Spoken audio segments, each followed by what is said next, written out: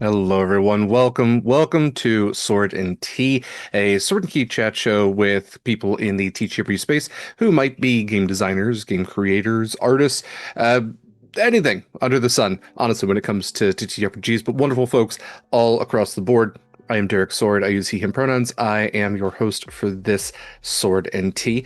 I hope you have a cozy beverage to settle up alongside with you and perhaps some questions. If you do have questions about Tribes in the Dark, the game we will be discussing today, feel free to put those in the Twitch chat, or you can always post them in the Sword and Tea discussion channel on the Sword and Key Discord. I'm not going to mix those up, I swear.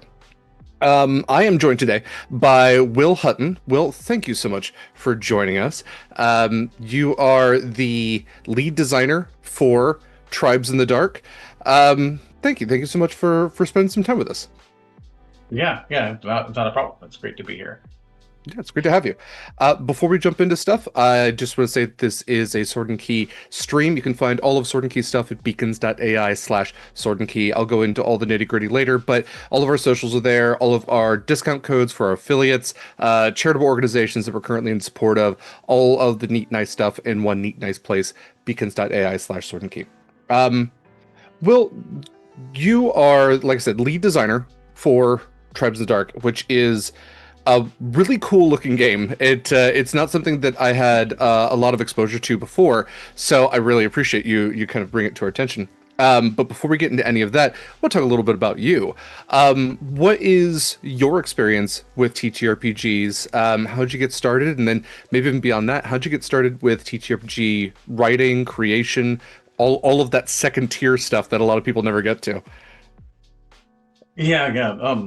A lot of people in my cohort, I started really young. I started with basic D&D, like the Moldvay box set.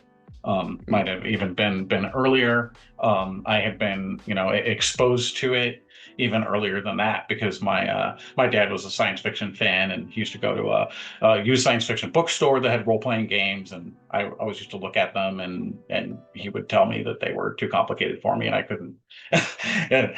I could, he wouldn't buy one for me until I finally got one. But yeah, so and I branched out really fast, from basic D&D to Traveler and then Star Frontiers and Gamma World, and it just kind of went from there. So I've always been multi-game.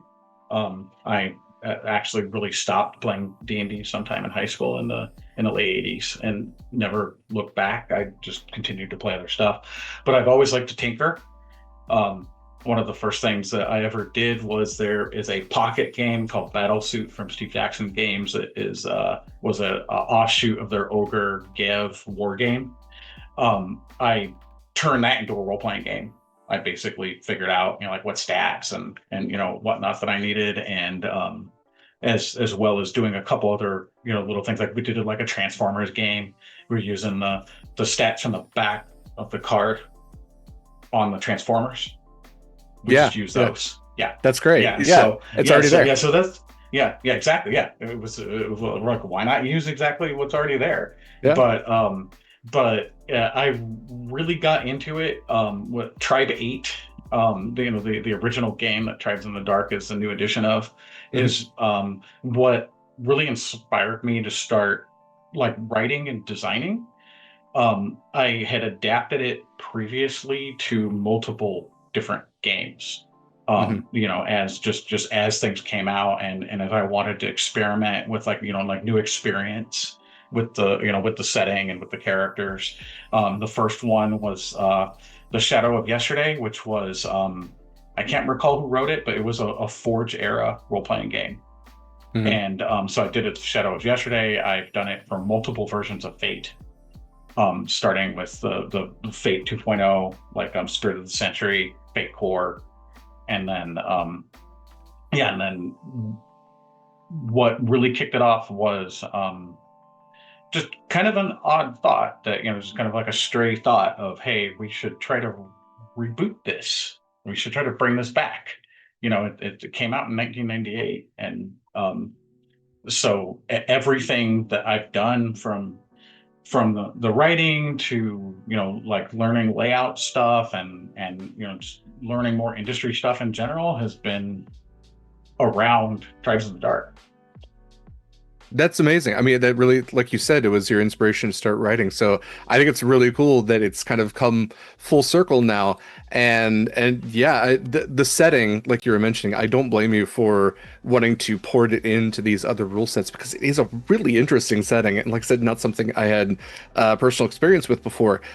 I definitely want to talk about how like you have come to this new edition of it, maybe some changes between it, but for folks perhaps like myself not that long ago, talking about Tribes in the Dark or even Tribe 8 where it came from, what, I guess, elevator pitch, what is the game about? What is the general setting or characters? What Right. attracted you perhaps most to it? Uh, yeah. The elevator pitch that I've settled on is that it's like a supernatural apocalyptic game with dream magic and scrapyard goddesses, and it's as it if Clive Barker and Guillermo del Toro got together and had a baby. Okay, okay, that's yeah, okay. I can see that. Yeah. I really like the term scrapyard goddess. I think that's really great. Um, yeah, it absolutely does have, I mean, 100% the apocalyptic, even if you want to think like post-apocalyptic, kind of like dystopian, but dystopia implies that like it's bad after the worst thing. I don't know if the worst thing is necessarily over in Tribes in the Dark. It feels like they're still kind of going through it. But yeah, it is the magic aspect to it as well kind of mixes with like that. I know punk is an overused term. It gets applied to so many things, but I feel like this is maybe one of those things where it's like, yeah, I can see it. I can see it getting tied in a little bit here. Um, so you mentioned that this was like the big thing that drew you to writing. What was the big draw? Like you said, you experienced a whole bunch of games. What was the big difference with Tribe 8 and then what became Tribes in the Dark that pulled you more here than magnetized you to this more than anything else? Yeah, I think it was the lore. It was the mythology for Hmm. a better term. It really kind of resonated with me in terms of the like the spirituality that was in the setting. It's a very very animistic setting, Hmm. and having the dream magic. And yes, it was the late 90s, mid 90s when it came out, 1998 originally. Yes, not edge lord stuff in particular. It's not. It can be, what would now be called grimdark, Hmm. but it aligned with, the time, right? I've Yeah. always been I've always been very much into punk and alternative music, and particularly goth and industrial. That's where my Rivet Geek comes from. My Hmm. handle that I have on my social media. That's Rivet Head is a slang term for somebody who listens to industrial music. So and the aesthetic aligned with that. There's a lot of tattoos and body piercings, and in the original artwork for the game. And so yeah, I think it was just those two things aligned, even more than like Vampire the Masquerade. Hmm. I had a lot of friends that were in a lot of the same subcultures that I am. The Vampire the Masquerade was the thing that drew them in. Um, One of the big things prior to Tribe 8 that I was really really into was Cyberpunk 2020. Yeah. So again, it's an industrial type of aesthetic, and so yeah, I think that was it. But the whether it was intentional or not on the part of the original designers, that very very deep spirituality and the supernatural nature was the thing that resonated alongside the aesthetic. um, there's an author named Robert Holdstock. Hmm. He wrote the Mythica Wood series, and that is the short story of that is that it's a wood is in Britain that has been around since the Ice Age, and it has some supernatural properties where people can basically go back through like human subconscious, like the patterns and the myths and the foundational core things about our about our stories we tell, Hmm. and encountered them, and Tribe kind of invoked that um in me, and I kind of could see how it lined up with that. And uh for example, like soundtrack wise, right? When I first started reading Tribe 8, and we first started getting around to playing it, I listened to a lot of Delirium, Yeah. a lot of Conjure One, a lot of ambient type music, and so that's Hmm. what it just evokes those feelings in me.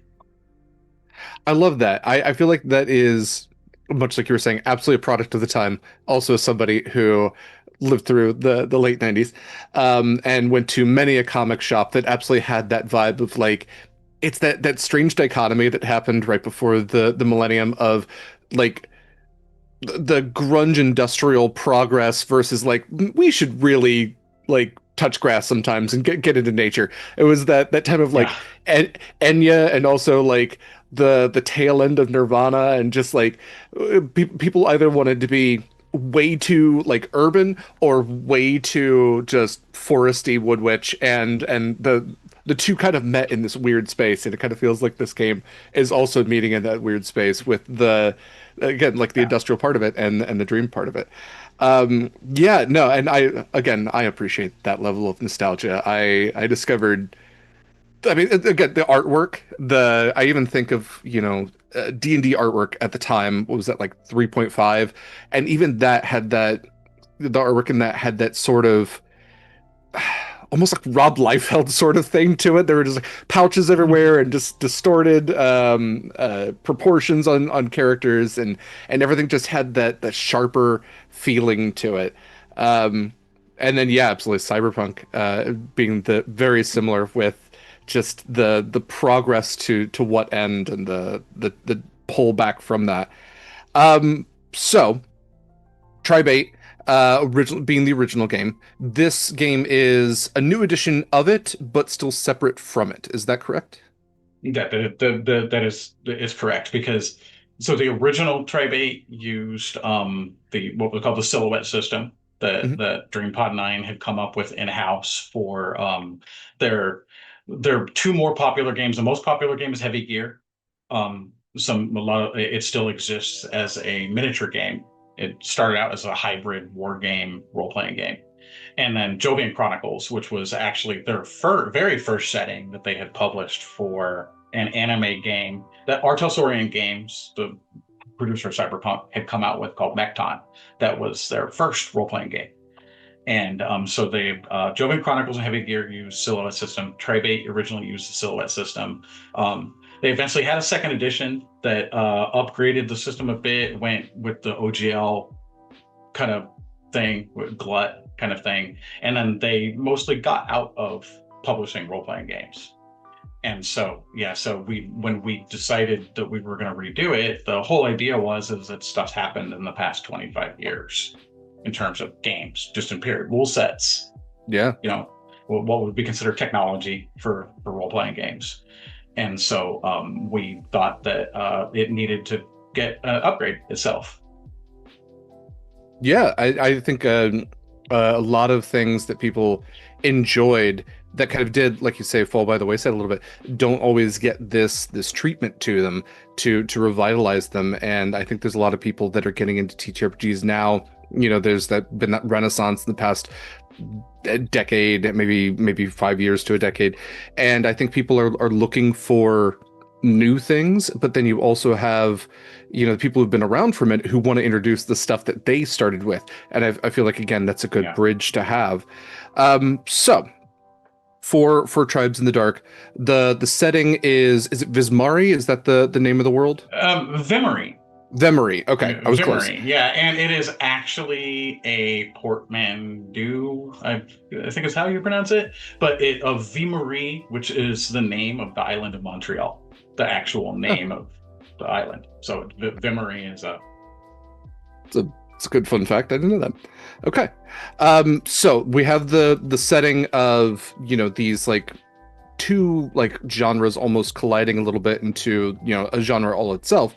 For people that would be jumping in with characters into Tribe 8, into Tribes in the Dark, what does character creation look like? Well, it's pretty standard Forge in the Dark style character Hmm. creation. So there are playbooks, um, and the central focus of Tribes in the Dark is that in the setting there are what are called fallen, and so the fallen have been banished. They've been outcast from the tribes that they grew up in. And these tribes themselves have only been around for like two, 3 generations. Basically, there was this whole thing with the Zabri, who were the spirits that had taken flesh, got corrupted, kind of went crazy, Hmm. gathered up all the people into these camps, and they freed themselves. And that's where we get the scrapyard goddesses from, because you have these Fatimas that are the semi-divine kind of avatars that led the people to freedom, and they each Hmm. established a tribe. So they're like, there's 7 of them. There's one tribe for each of these, and they've started to kick people out, like just for whatever reason. They could just be real criminals. They could be dissenters. They could be in the wrong place at the wrong time. It's just a bad fit.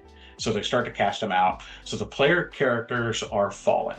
So the playbooks are the fallen version of each one of those tribes, because even though you've been banished and from your clan and your family and everybody, you grew up there. Like that's how we're socialized. It's and with the spiritual part of the game, it's a very, very big part of your spirituality that, or that you were part of that tribe. So each one of the playbooks is one of those tribes. And so basically the players would pick a playbook that again resonates with them. They have XP triggers that are thematic for the playbook. um they have special abilities like most Fortune Dark games that are again appropriate for the playbook. And then you pick your outlook, which the outlook is the kind of like your philosophy after you've become fallen. It's what you believe in, and Hmm. where you believe you need to be going, and where humanity needs to be going. And a part of that was, and where the tribe 8 comes in for the name, is that there were originally 8 of these Fatimas. Hmm. One of them was killed during like the final liberation, against these Zabri, um, monsters. And but when he died, he uttered a prophecy that his children would be the ones that are cast out. They're going to be the ones that are going to be spat upon, blah, blah, blah. They're going to be the wretches, but they're also going to form the 8th tribe that is going to lead humanity to its real, to its actual real salvation.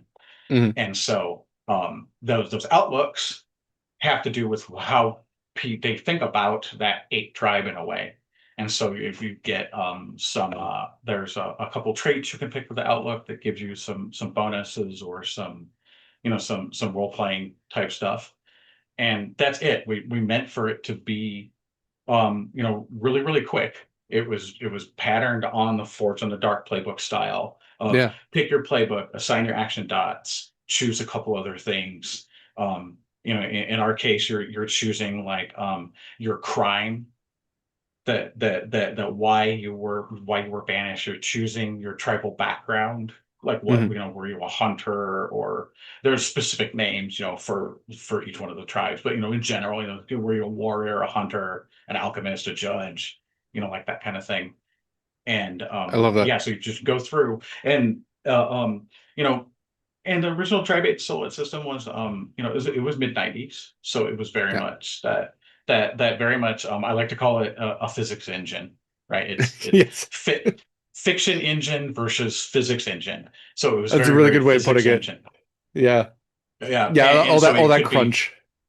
Yeah, yeah, and the other thing too, with having the amount of lore that there is and the amount of setting that there is, we wanted to preserve it being relatively quick, right? Hmm. We have the pretty typical for Force and Dark games. Play this playbook if you want to, blah. play this playbook if you want to, blah, So the idea is to get people into it as quickly as possible without Yeah. having to digest 100 pages of lore before they even could make a character. That's always something I really like to shout out is the accessibility that comes with games because again, you have so many people that are joining in to teach RPGs more and more often, and I think even the most quote unquote the most successful game D&D can be tough for new people to pick up and like actually wrap their minds around. I mean, I don't know a single dungeon master out there that knows all the rules like verbatim. We all make shit up as we go. So I actually really celebrate the ease of access, especially for players, because if you want people to play at your table, don't make a barrier for it or make the barrier as low as possible so you can have people join in. Um, Reading through the different camps, the different tribes, as well as the fallen playbook options. They're all incredibly cool. I always ask this whenever there's lists of things, and you being somebody who's experience has a lot of experience with them. Do you have a favorite child when it comes to the fallen or when it comes to the camps? Is there any lore that you find most appealing? Yeah. Yeah, I think I'm very, very partial to Jonites.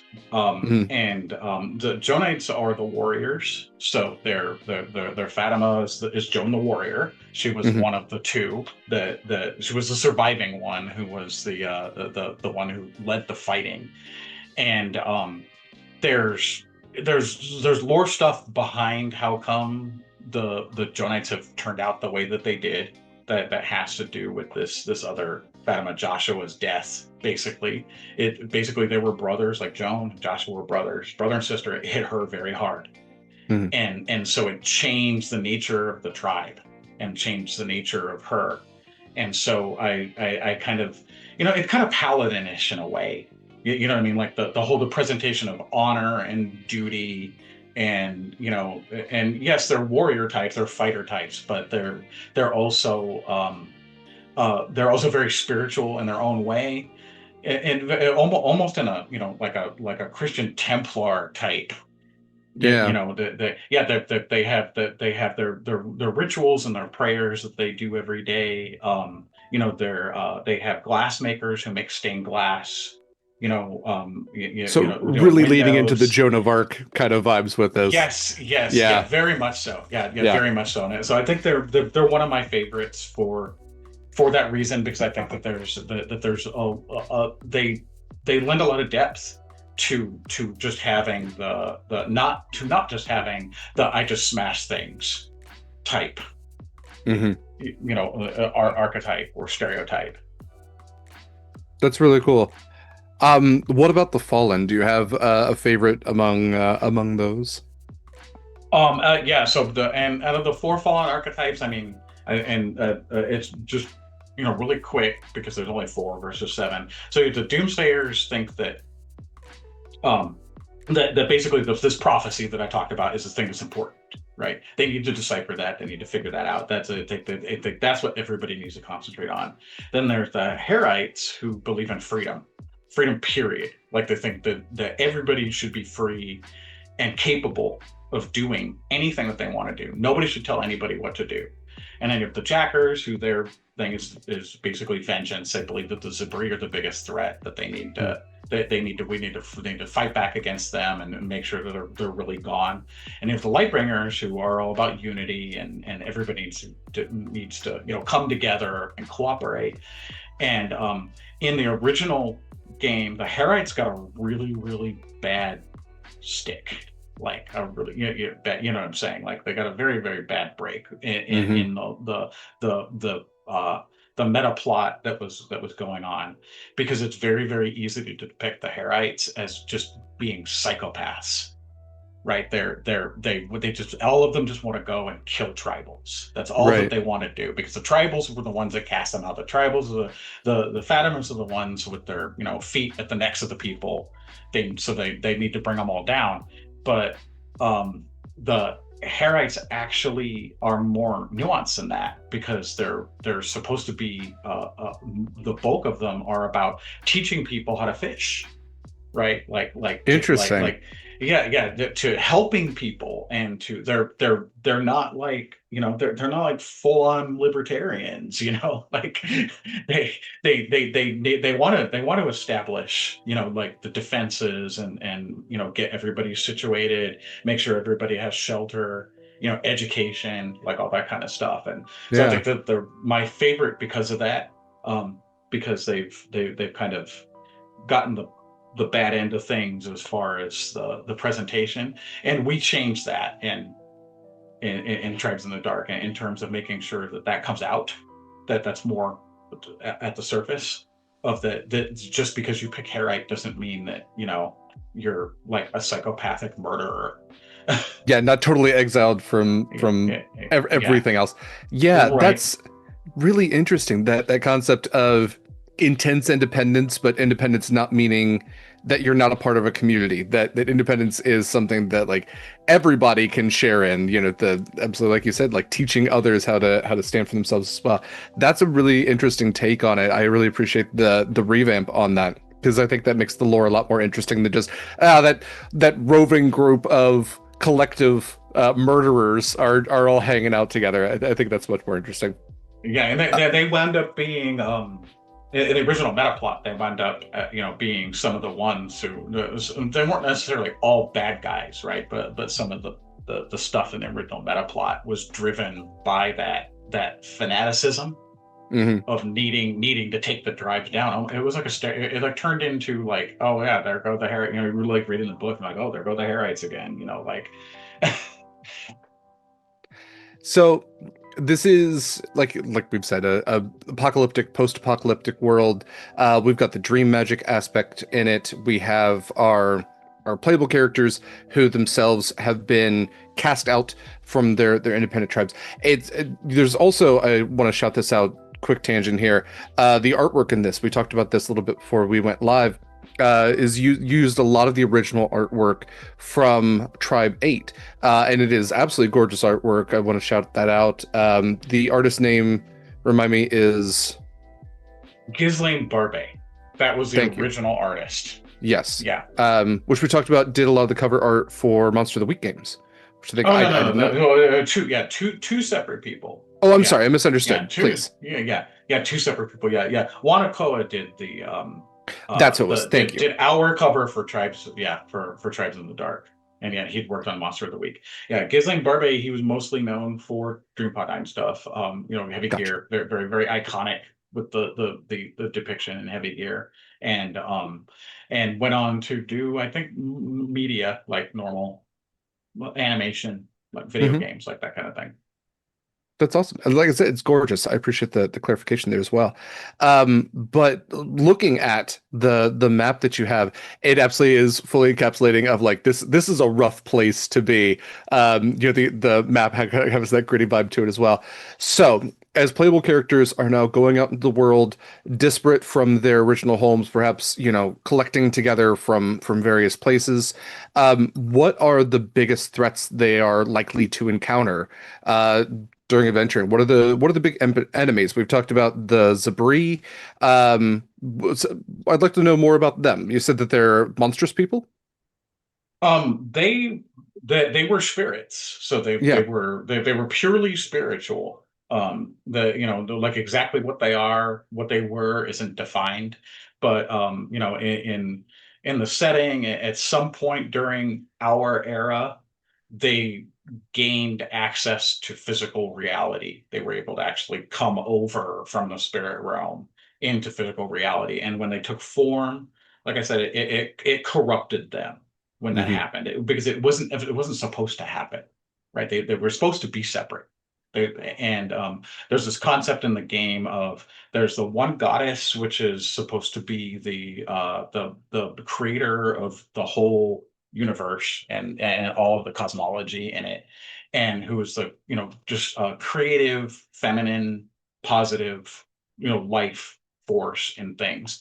And then there's the seed, which is the physical, destructive, visceral force.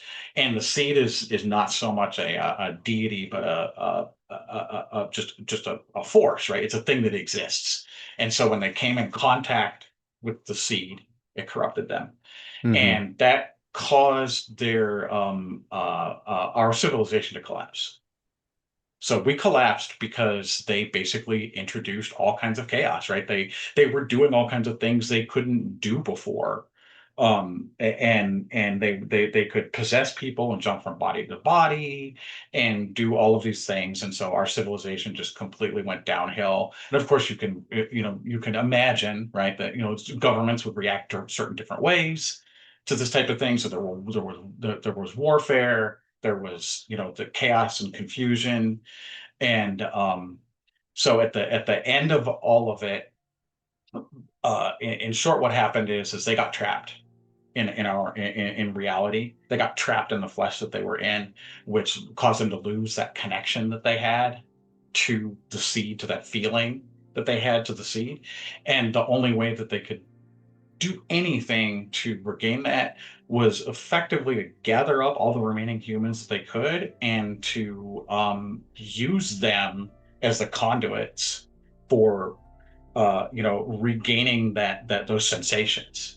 So it's kind of like thinking about like all the sensations that they could get is as if they were having to sense it through, like wearing like like a big rubber suit or something, right? They Yeah. can't feel anything anymore unless it's really intense. So if you think about that, then okay, they did really intense, depraved things to human beings for who knows how long. Could have been 200 years, could have been 300 years. And so that's what they are in the setting now. Like once you get into the actual gameplay, is they are these inhuman creatures inhabiting dead flesh that it's very, very body horror. Hmm. They're divided into four houses. Each one of the houses is roughly themed on like an alchemic humor, like Flemis, Melanus, Sangus, Caleris, Yeah. and each one of them basically embody a something taken to the extreme. Like the Flemis are gluttony and or like overindulgence, but also unity, right? They want to grow. They want to consume everything. They want everything to be them. And then the Caleris are anger and rage. They can get so angry they can actually immolate themselves with their rage. And the Melanis are all about secret knowledge, hidden knowledge you should not have. Like not just that it's hidden, just that nobody should know it. And that includes, people's knowledge, like their memories, like their identities. They can take that from people. And then there's the Sangus, which are probably the closest out of those to the Clive Barker reference, which the closest thing to being Cenobites out of they're very much into depravity and basically anything that can be anything that they can distort and corrupt is their thing. So they're very much they're not creatures you want to encounter.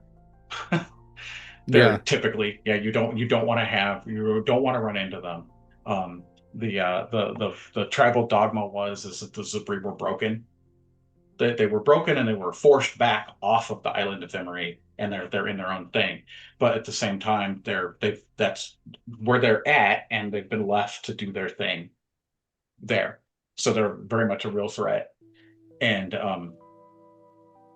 yeah, so that's they're the biggie. They're the big bad. When Yeah. we had put it in. I put it into into the Tribes in the Dark book that they're typically not something you don't just throw a Zabri into your session or into your game. Period. Just it's not something you fight. Hmm. They're supposed to be you keep them off screen. They're manipulating things. They're influencing things and build it up to so that it gets to the point to where they actually confront them. And the other thing about them as the big bads is so they're not natural. They're not supposed to be here. They're just purely, completely not natural to being in reality. That means they corrupt reality around them Yeah. just by being around, by existing. They do that, so they can corrupt just by being nearby. They can corrupt. it's called atmosphere. They can influence people, and the more powerful they are, the more powerful they are, the more powerful that influence is. And so yeah, so each one of them has a different atmosphere that affects humans around them. So it makes it to where you can have them being influencing things in the game without like being there like directly. Yeah. They're almost existential to a certain degree before, Mm-hmm. like especially early on. That's really interesting. I think that's also an appropriate kind of segue into. I always like to shout out games that include safety tools.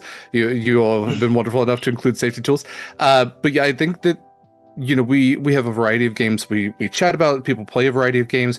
I think it's important to note that the traditional themes, if you're going to be playing this game, straight as it's coming out of the book, that there are a lot of topics that you all mentioned in themes and tone: disenfranchisement, mental illness, bigotry, enslavement, body horror.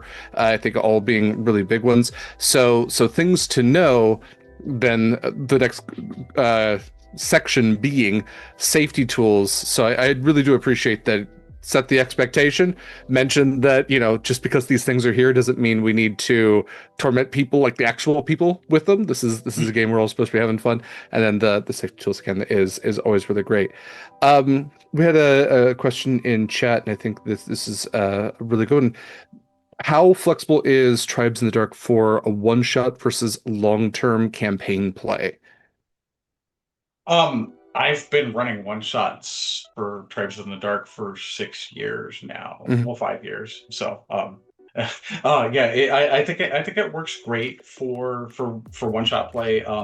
It does make it, and I'm going to be working on some things maybe that it may not be part of the book, but it's something maybe that I'm going to share out, to kind of make this easier because there is a Mhm. lot of lore, right? So I tend to find it takes me between an hour and a half just to get everybody up to speed. That's between the background and just general, just like Forged in the Dark, the mechanics. Yeah. So that's it, it's a little heavy.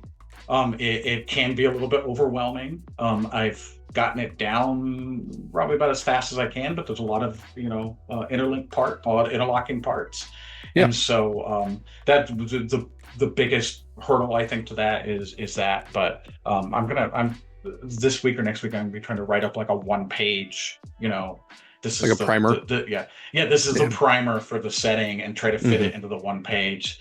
And yeah, Yeah. but it's better for Tribes in the Dark is better than Tribe 8 was in this regard because there was Okay. absolutely no way you could even create a character or anything for Tribe 8 without like I said, digesting the 100 pages of lore. I mean, it started with the lore. The original core book did.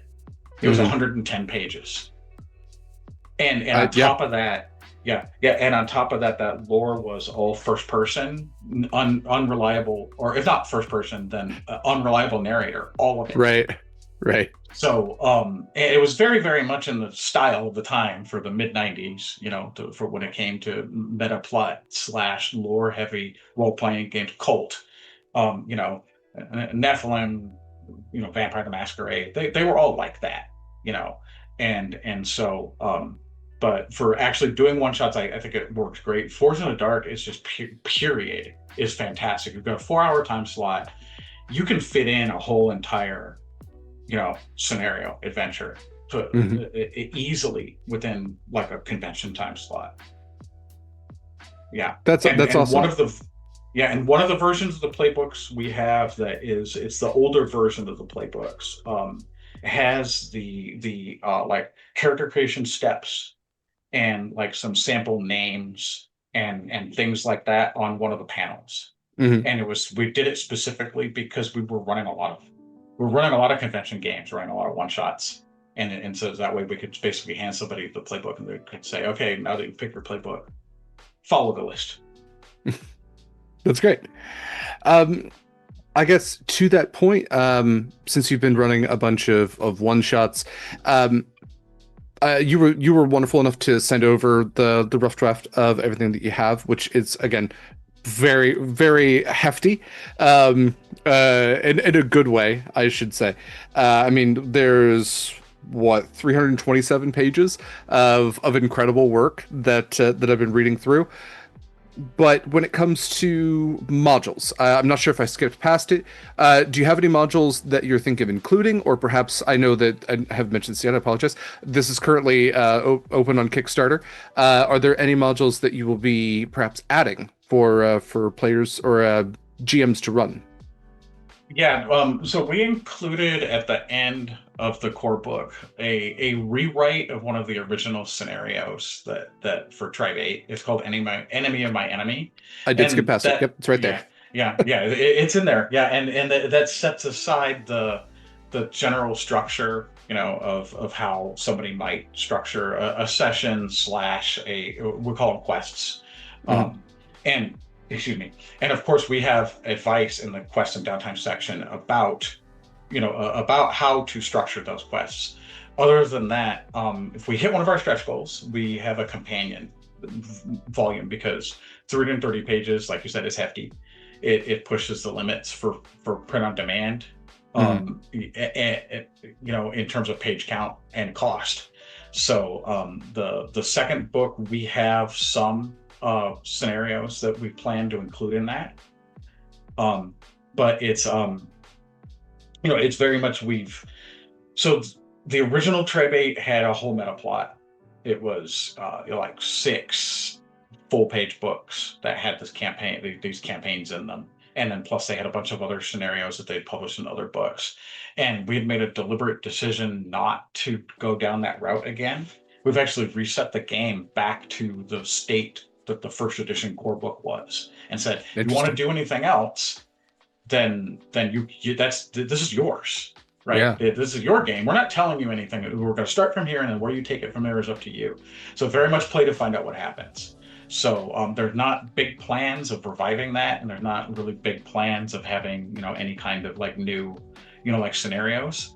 Yeah. General Force and Dark games don't, they kind of don't really adhere to that very much. At the same time, though, we do recognize that we're in the outlier with that. There are very few Fortune Dark games that have a really, really heavy setting. At Hmm. least this heavy. I hear that a lot. That Blades in the Dark doesn't have is very, very light on setting. Blades in the Dark has 80 pages of setting. Yes. Nobody can tell me that Blades in the Dark does not have an in-depth setting. It does. I never really see people using that setting, but you're absolutely right. It doesn't skimp on it at all. It's just a lot of people I think they just look right on past it like it doesn't exist. But yeah, I mean, much to that point, the setting for this is just like you said, it's incredibly hefty. With a suggestion in chat to do homework videos. I guess that's something one of our chatters plays Twilight Imperium 4, and so before they have new people join in, they send homework videos. Just watch this. Here's your primer of the lore. So I don't, maybe YouTube videos might be in the future of just listen. This is going to take 10 minutes. Just watch Right. this. It's going to give you everything you need to know. Uh, um, going back to the Kickstarter, congratulations on a successful Kickstarter so far. It is still open. It looks like 22 days to go, and you all Mm-hmm. have met your goal. That's absolutely incredible. So congratulations Yeah. on that. Yeah, thank you. Yeah, and the cool thing is that all of our stretch goals are art basically, except for the companion module. We didn't go, with the route of having dice and jewelry and that kind of stuff. Nothing wrong with it. It's just not something that we wanted to deal with.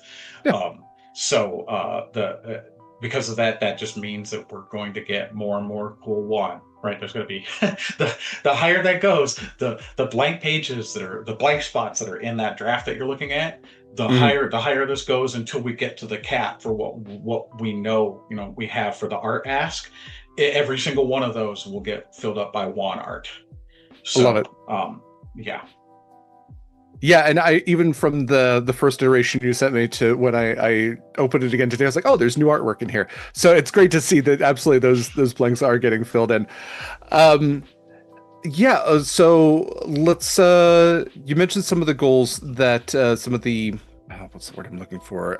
Rewards, that's the word I'm looking for. So you've got a couple of levels here for Tribes in the Dark. You can have the general pledge. You've got the ebook for 30, you've got the print on demand book, and then yeah, I like that you're keeping it slim on this. And then I mean everything else you'd need to know. I also saw oh that's different. Never mind. That doesn't apply to this. Um, but yeah, 22 days to go, so there's still plenty of time, although I always tell folks like do it while you're thinking about it because you might forget and 22 days goes by quick sometimes. So if Tribes in the Dark seems like your vibe, and honestly, I mean, it's our vibe here. It's the post-apocalyptic dark fantasy stuff. It's great. Go do yourself a favor and go get a copy of it. We will be doing the same. Um, well, I don't want to skip out on anything else that you find especially great about Tribes in the Dark and about the process you went through. So, is there anything that I haven't touched on? Um, just just to ask that here. Yeah, yeah. I think it's actually kind of. I'd mentioned this before. I think it's really kind of interesting for me, like stepping back and looking at it about how the whole thing came about. The Yeah. like the entire thing because um, uh, about 10 years ago, somebody approached me about wanting to buy the Tribate property from DreamPod 9. Um, DreamPod 9 was doing, they were still doing Heavy Gear Blitz, which was that's their war game version of the Heavy Gear role playing game. But they Mhm. had gotten pretty much out of the role playing game um, market completely. All of the people that they had were writing for them that were staff had moved on to working for video game companies or working for, TV studios, movies, animation, that type of thing. And and it just basically left the one person who owned the company who was just doing the miniature gaming stuff. And that's actually not a bad thing, right? But it gives him a good income stream. There's not a lot of risk there. They keep making new miniatures and updating the rules, and he goes out to the conventions like that where the people still play the game. But yeah, so this person wanted to buy the Tribate property, and unfortunately he had cash on hand, but unfortunately the price was too high, so it wound up not panning out. But he'd approached me in as a part of the whole thing to spearhead rebooting it, and so it planted that seed in my head, and it stayed for a long time, but I never did anything with it. Like I said, I had adapted Tribate to other games, and so I just kept on doing that, like on my own, like a fan thing. And then I ran into Chris Zerniak, who was on the DreamPod 9 forums, and he'd been around on a lot of different online spaces as me, as well as Logan Rollins, who's the other co-collaborator on this. And it just kind of just like all of a sudden fell together that we just decided that we were going to try to do this. Well, all three of us loved Tribate. We had no idea what we were doing. We didn't know what we were getting into, but we were going to try it anyway. And the original implementation of this was actually Cortex Prime. Um, I had played in a Cortex game in one of the LA conventions that was run by Miriam Roburn, who had written for some of the original Tribate books, and it was really, really great. I loved it. I thought it was a really good match, and that just didn't wind up working out in terms of this was even before um, the Kickstarter was the Cortex Prime Kickstarter was delivered, and so we couldn't move forward with licensing until DreamPod 9 said we can't do that until they deliver their Kickstarter because we don't want to be tied to this property if it never gets delivered. And then the fandom bought Cortex Prime, and then it fell through for us to be able to do it, so we switched over to Forge in the Dark. And that's where we've been with it ever since. And the same thing, somebody had run, well, actually, Chris Cerniak had a Forge in the Dark hack for Tribate. That was actually the foundation of this, what we have now. So That's really it's just interesting. been it's been a journey, right? Yeah. It's been very very much a journey, and I've always been somewhat adjacent to to industry type things like just people and going to conventions and I've personally known several people who are game designers like that type of thing. So Hmm. I knew roughly what was involved, and I knew that there was a lot to it, but at the same time, I still didn't know everything that was that was Yeah. involved. I have to imagine this was an undertaking. I mean, again, hundreds of pages, all adapting.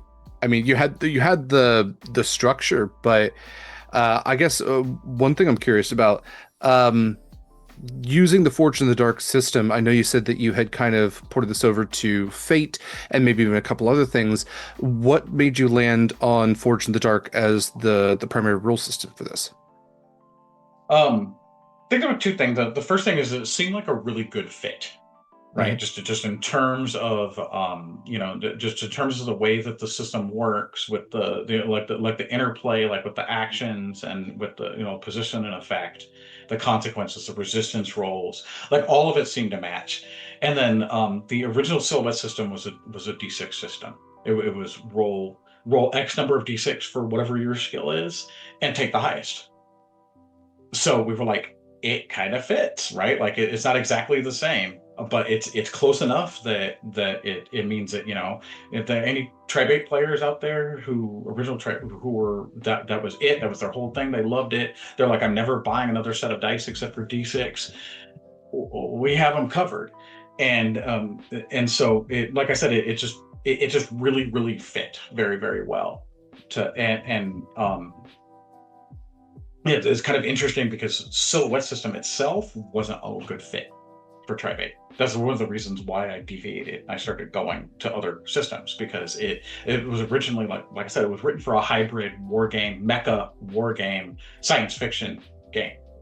It wasn't really it's not it wasn't really they had to tweak it and there were things that just didn't there was some friction between the original silhouette system and the whole dream, you know, dream post-apocalyptic type vibe that was going on. So, That's Yeah, that's really interesting too, because much like you were saying, some people get very comfortable in rule sets, and finding that next closest thing, I think, can sometimes be frustrating. I've definitely had friends as well who have made new systems, and they've taken little bits here, little bits there, and then every now and then it's like, well, why aren't people getting into this? It's like, well, it's just maybe a little too different that people aren't jumping in. But absolutely, from what it sounds like, the Forge in the Dark feels like a very close cousin to the Silhouette system, and feels like a really good way to adapt that over. Um, I didn't want to pass up on this. Looking, because we talked about how this is this techno post-apocalyptic, also like dream magic sort of thing. When it comes to those being like parts of the world, parts of the gameplay, how does the dream magic and I'd see the word techno smithing, how do those concepts play in? yeah, it's very much narrative, and Hmm. which is really funny because it was that way in the original game too, which that was part of the collision, right? You have Hmm. this simulationist physics engine system, but at the same time you have this freewheeling loosey goosey magic system. So yeah, so it's very much intended to be narrative based. It's goal based. It's not you're not rolling to cast a spell, right? Because a lot of systems have that with the magic system where you want to Yeah. roll to see if you even cast your spell, and then the spell has an effect, and the effect takes place. So if you Hmm. succeed, the effect happens. It's very mechanics first. With this, it's more of what are you trying to do? How is it? Your effect something will happen when you try to use the synthesis, which is the name of the dream magic, but it just depends on how badly it goes for you, right? Because it's dream magic. It's not predictable. It's not something that you're channeling it, but you're not necessarily controlling it all the time. You don't know how it's going to manifest. Yeah. But each one of the characters, especially the tribal characters and the fallen characters, they have what are called eminence, and eminence is a very kind of magish, those are spheres or orb kind of concept. They're universal. Concepts, bravery, truth, wisdom, fate, death, that kind of thing. Hmm. And that serves as the conduit for how, if you have a character who can use synthesis, that dream magic manifests itself. So, if you have an Agnite character and, one of their eminences is capriciousness, their synthesis that they use is going to be capricious. Yeah. It has to, and when you try to do something, it has to fall within that. And if it doesn't, you either can't do it or you get resistance to it. In other words, you wind up getting a penalty when you try to actually roll to see how that manifestation happens. If you're doing something that aligns really closely with the eminence, you can get a bonus. It could be easier for it to do it. But yeah, in terms of the setting, like fictionally, what your character is doing when they use that dream magic is they're putting themselves into a trance, and they're Hmm. connecting to what's called the River of Dream, which is the interface between the spirit realm and the physical realm. Everything is in the River of Dream. Everything dreams, even plants. They're very low level. They're not conscious, but they still have a presence in the River of Dreams. And so, yeah, you're literally channeling it. You're putting yourself into a trance. You're visualizing the change you want to make into the world, for one way to put it, and then you channel it through you, and it happens.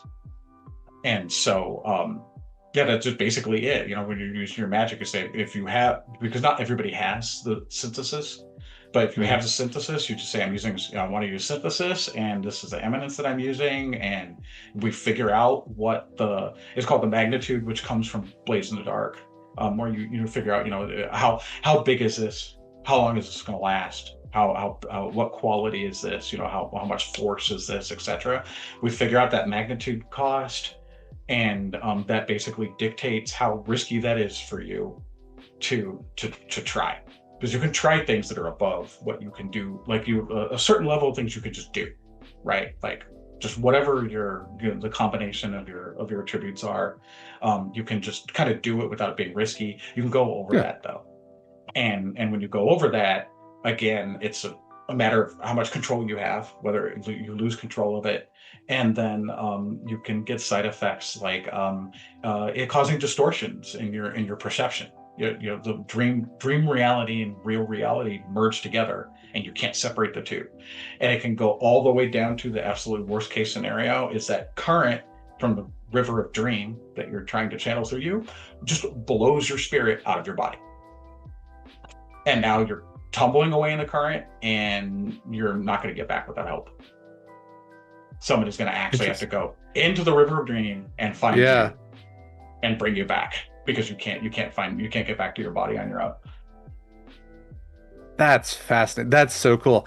I really like this was also mentioned in chat, just like being able to do things inherently, but also being able to do things inherently doesn't mean that you have full control. It's like you're going to turn the faucet on, but you don't have control over how much you open that faucet. So it could be a trickle or it could be an absolute just deluge. That's a Uh, really cool concept to it. And yeah, getting trapped in the river of dreams. Dang.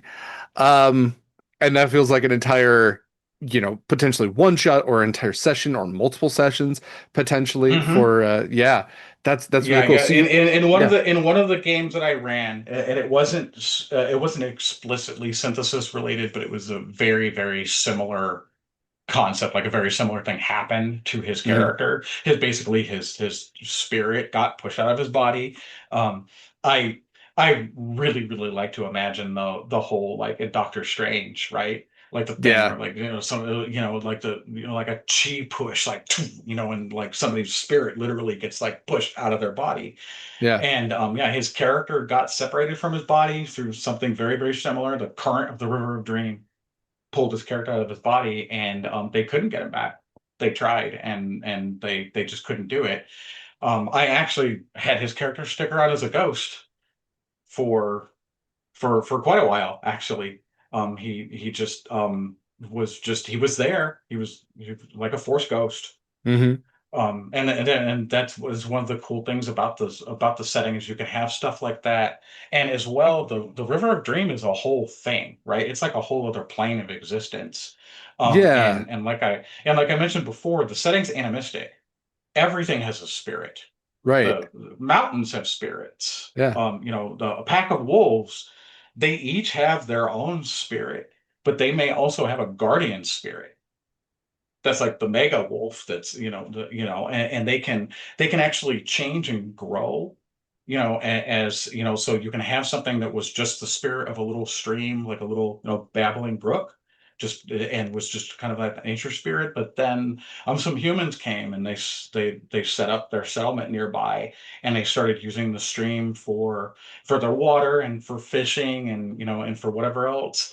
And then now that nature spirit starts to become venerated, and because they consent, the human beings know, right? They may not specifically know like directly, but they consent that they know, right? So they start to venerate the spirit of the stream, and then all of a sudden that becomes like a conceptual spirit. Now it's they're just not the spirit of that stream anymore. They're whatever the name of the goddess is, that yeah, particular. Yeah. And it actually it brings up some really interesting questions when it comes to the Sabri, and as well as the Fatimas, because are the were the Zabri all well? Obviously, they know that they weren't always that way, right? They got corrupted. So what right. were they originally? If you go back into mythology, are a lot of our mythological gods in the setting, were they Zabri? Were they Fatimas? And those Fatimas, they're spirits inhabiting junk, basically, right? They're things that got cobbled together by the prisoners, the people that were in these camps.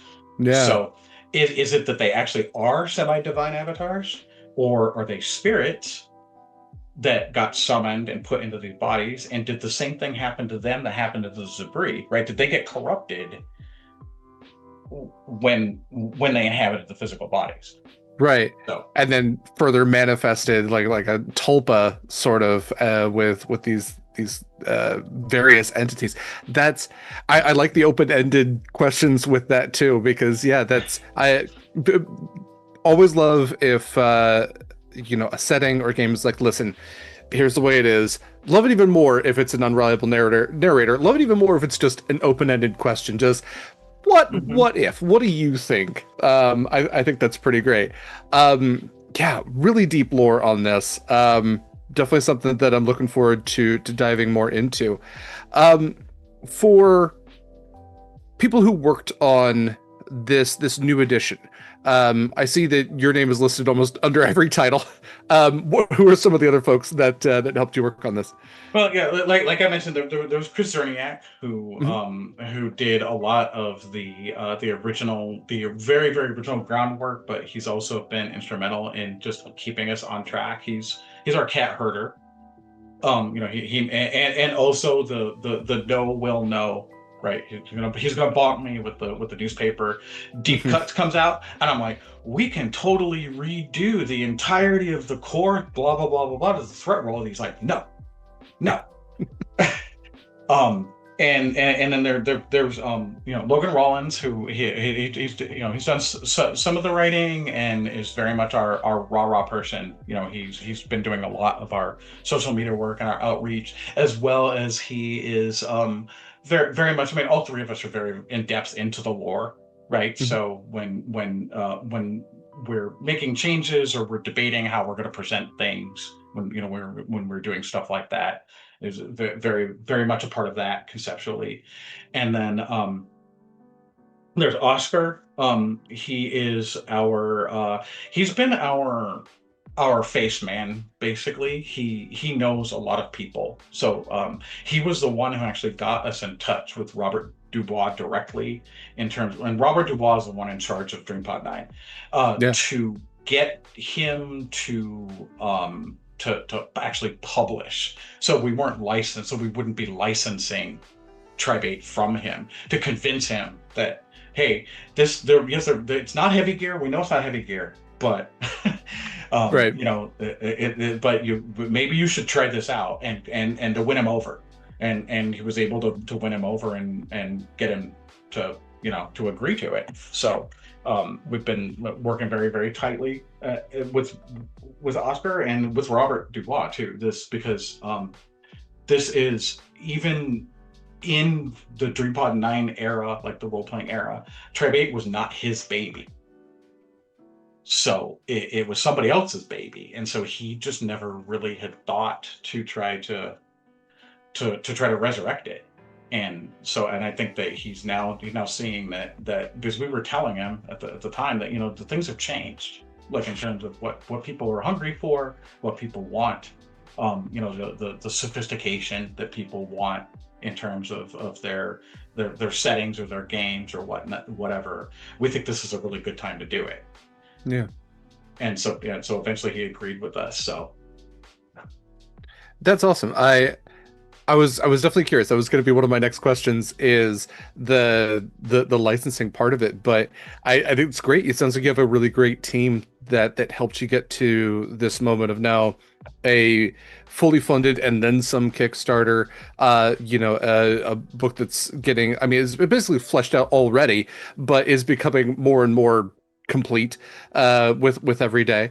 And yeah, I'm really excited to see what comes next out of this. Um, I guess the big question that I always like to ask folks who put so much time and work into their games is, what do you want people to get out of playing this game? What do you want for, pick a random table who's going to play this game. If you had one wish for them, what would you want them to get out of this?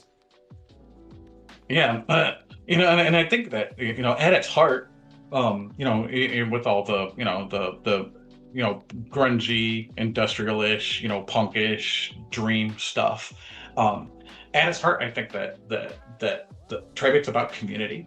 It's about bringing together and building up that community and people helping each other out. So when we really wanted to bring that part out because that's the type of thing that from those fiction engine mid negative games, they didn't have that type of thing. There were no faction mechanics, there were no whatever. And so I think that's the one thing that we want people to be able to experience and to be able to to play around with is that it's not just going out and going into the wastelands and scavenging stuff and trying to survive like every single day, like survival horror type things. It's about building up the fallen, and that's what I really really want tables to. I really hope that the tables they can get into that and actually make it into something like I said, more character founded, more relationship driven, and less what gun did I pick up today. That's fair. Yeah. Yeah. I think that's beautiful. I think at the core of TTRPGs, community should be the thing that we look for most. There are video games and solo TTRPGs and all of that. If you want to play by yourself, you could write your own book. But ultimately, if you're going to sit at a table with other people and tell a story, that is a form of community. And especially in this sort of scenario, apocalyptic world, uh, survival is nigh impossible on your own. You need those people to come together, and I think that's one of the really great things. And the tribe that you form, being cast out from something else, that's an amazing answer on that. Um, Will, is there anything else that you would like to spotlight for this incredible game? Anything else that I might have missed in this that you think we can't go without talking about? Yeah, well, and we've mentioned, I think one thing, and we mentioned a couple times, the about the getting cast out and about Yeah. the surviving these people surviving. And I think the one of the big things in the setting, to me, is that so the Fallen, there's this small island called Home that's where the Fallen congregate. It's almost subconscious. They weren't told that they had to go there. They but since the it started, the word started to get around. They've set up a settlement that's on there, that's on the island. It's pretty much a shanty town slash refugee camp, but it's a settlement. It's theirs. And so the thing about it is that the with the fallen coming together like that, it gives a nucleus that the players can latch onto, right? It's not like they're getting kicked out and they have to figure out what they're going to do and where they're going to go and they're alone. The assumption is they wind up on this island where everybody Hmm. else is going because they're getting Yeah. drawn to it for whatever reason. And then the one thing that we did in kind of in service of that is, so you in Blazing the Dark, you have the crew, and the crew has all kinds of stuff, right? They have claims and turf and coin, and they have special abilities and etc. We have the cell, which is a very very similar concept, but at the same time, like there's no special abilities for the cell. There's no clerk, there's no turf, there's no claims. They do have upgrades that they can get, and we gave them focuses. Basically, it's what they're focusing on that they're improving, and it's community, sanctuary, like their own home supply, how much of things they have, the resources they have, and whatnot, and vision, which is directly tied to the spiritual nature of it, like what's the how powerful is their vision. And the cell, though, unlike Blaze in the Dark with the crew, doesn't have its own tier. Its tier is actually the lowest tier out of those four Outlook factions.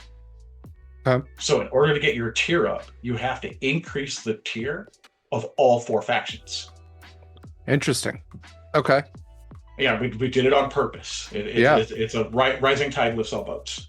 You're not out this for your on your you're not out this for you're not in this for your own embetterment. Yeah. You It's have the to increase collective. them. Yeah, it's a Yeah. collective, and we also made it to where, so there's no vices. There are diversions instead. There are things that you need to do to blow off steam and to Hmm. basically recenter yourself. And but instead of it being like one of your attributes that you're rolling for the diversion, like it is in Blaze in the Dark, you're rolling one of your own attributes. It's that community rating for yourself, because you can't do it by yourself.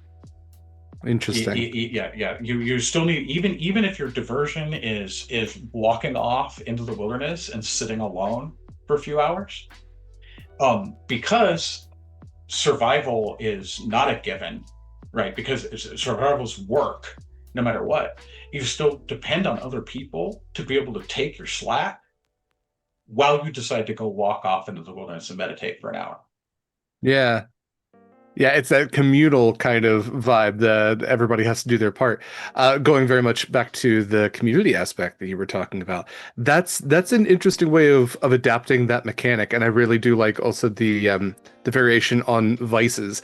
Because yeah, we're all work and no play, right? But that doesn't mean we need to lean overly heavy into the like negative ways or the Right. negatively perceived ways of blowing off steam. Yeah.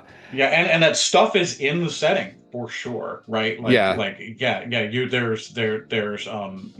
is very very much a heavy undercurrent that, yeah, you could go all in into the spiral, the downward spiral of your character if you Yeah, wanted it's the to. apocalypse. I mean, there's got to be temptation to do so, but ultimately, yeah, that's And really ultimately, great. yeah, ultimately it's about hope, right? Like Yeah. it's about being able to maintain it even with all the this bad stuff happening. Yeah, being able to push through and even at the end of the world, not accept it as the absolute end, it's the end of one chapter, but perhaps moving on to the next. That's really great.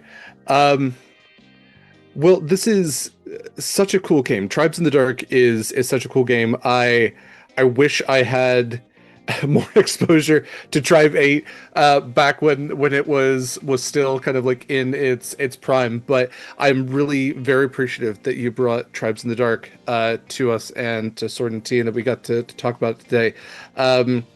It's one of those games that I think should get the attention it deserves. And I appreciate all of the incredible work that you and your team have put into this. Again, congratulations on the Kickstarter, and to everyone Thank watching. you. Yeah, don't wait on the Kickstarter. Go get yourself. You can get the ebook copy or the hardcover, and add it to your TTRPG library. Guaranteed that you are going to get a lot of bang for your buck with this, as the content of this is thorough and an incredible price point for it as well. Yeah, I can see this being played like we talked about, one shots, over and over, maybe even like a West Marches. That's an overused term, but um, various quests that you are looking towards, or even the overarching campaign as well. Uh, yeah, it's so cool. I've been just like reading through it throughout the week and keep finding like other things that makes me jump around to another part or jump around to another part and just like picking up on all the lore. It's absolutely awesome. Uh, will any upcoming streams or any other things you wanted to showcase about Tribes in the Dark? Any other place besides Kickstarter that we can Yeah. particularly find this game? Yeah. Yeah, there's nothing planned right now. I know there's some stuff in the works, but they haven't been scheduled. Um, I do have a one shot, and I may set up another one shot on the Open Hearth gaming community. So I can drop a link to that. I probably Great. should, Yeah, but we'll put that in chat. that's scheduled for like next Sunday. I don't think it's full yet. Um, yeah, there's that. And like I said, I may do another one. I do a lot of my games through Open Hearth. Mhm. They're it's just it's just a great community in general. That's awesome. They specialize in bringing together, bringing together gamers and sharing new like indie games, like, etc. So I love I that. may or may not, yeah, like I said, I may or may not get another one shot, but this is the link to, I'm just send that to you, and then you can put it Perfect. into the stream. That's the link to Open Hearth, and then let me find the link to my games on Open Hearth, if I can. If I can find it, but it is something where you do have to join the community to be able to join games on it. So it's not Sure. totally like, it's not something that it's not something that you can just join, but at the same time, it also is not um you don't have to pay for it, right? Yeah. Community It's free. focused, So but still free. Yeah. yeah, yeah. Nothing wrong with that. That's literally what we do. So yeah, I fully encourage that. And it sounds like a great community that folks could be part of and get into those indie games as well. So yeah, check out Open Hearth Gaming. Thanks for the YouTube link as well. Yeah, that's awesome. Um, well, where can people find well, actually, before we even get to that, definitely check out the Kickstarter, exclamation point tribe in chat. We'll get you that. And then we're going to post Will's link for his games in Open Hearth Gaming as well. So check out chat for all of that stuff. Or if you're watching this later on YouTube, we'll probably put that in the notes there at the bottom. Um, Will, where can people find more of you on social media?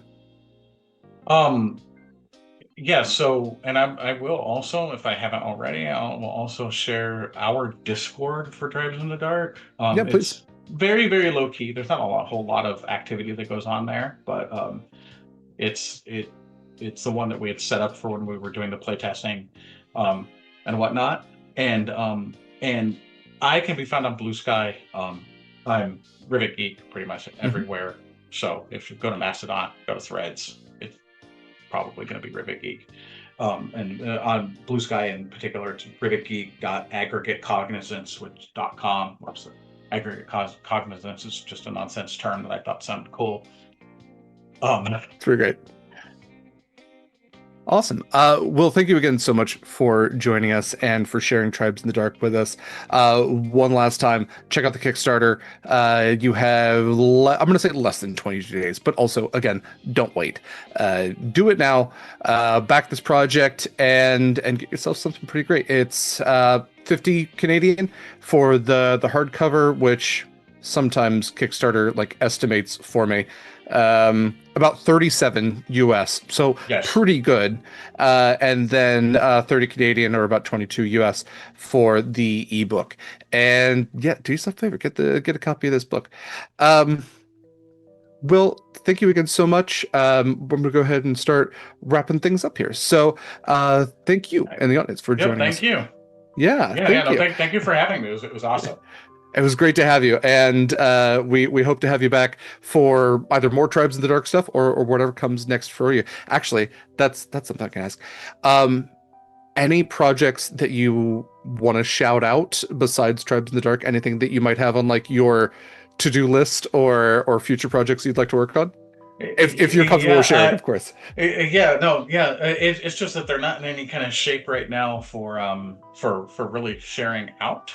That's But fair. in the kind of in the apocalypse vein, I've been working on a breathless game called Fapocalypse. Interesting. Okay. Yeah. So I that's probably going to be the next thing I actually I actually try to get out there. I've come quite a long way with it.